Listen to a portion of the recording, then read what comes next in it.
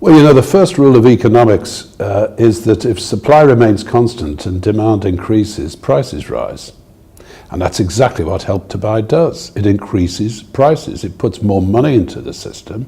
It allows developers to sell much more easily and, frankly, make much more money.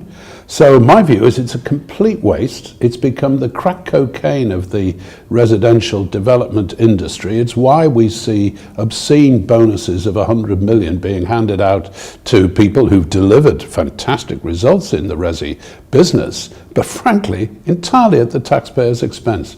I only wish that maybe I think cumulatively about 40 billion that will be spent over time on Help to Buy had been spent giving local authorities the money they need to do the very difficult job that many of them have got to do.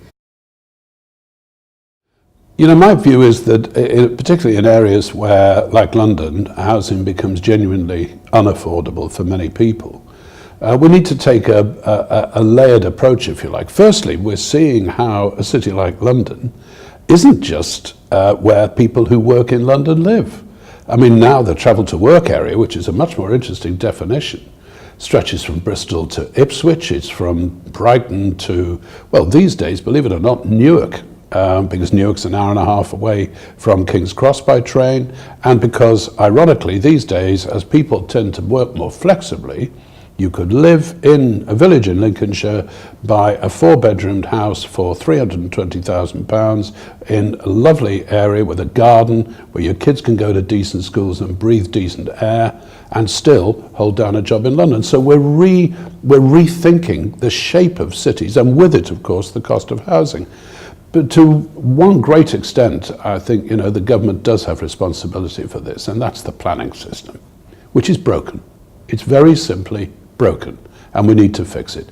Politicians don't want to do it. The system now is so heavily weighted against development, and there are so many impositions by local authorities on developers that it makes a huge amount of potential development simply unviable.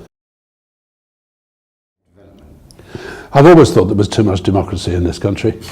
When you're in Parliament, you occasionally get asked, which bill would you introduce if you had a free hand to do it, you know, and people say the donkey preservation bill or whatever. I always used to say the abolition of universal suffrage. It's a daft idea. Oh, I think a second referendum's a daft idea, to be honest, as if the first one wasn't bad enough. And what are we going to do if it goes the other way? Have a best of three? I mean, it's a ridiculous proposition. The truth is, people voted whether they should have been given the opportunity, or maybe whether Parliament should have exercised its own responsibility and dealt with the issue itself. That's no longer a relevant question, because frankly, we did have a referendum. If it had been maybe 55-45, we probably wouldn't have the debates that we're having, but it was very narrow. A win's a win, of course, in politics, as we know, in terms of parliamentary majorities, so it is with referendum results. And I think the truth is we're now heading to simply leave the European Union, doing the least damage possible in the process. We will, of course, take back control of our borders, but we won't close them, because that would be economic insanity. Our problem is that we don't have enough migrants. Let's be absolutely clear about that. And that's from Barry's just to brain surgeons. So we will take back control, which is what leaving the European Union says, but we will not close our borders to Europe or indeed anywhere else. That would be insanity. And as to trade, well, you know, what happens is you want to buy, I want to sell, and government gets in the way and interfere. Free trade should be just that. I'd be very, very hard on the whole idea that you don't want tariffs,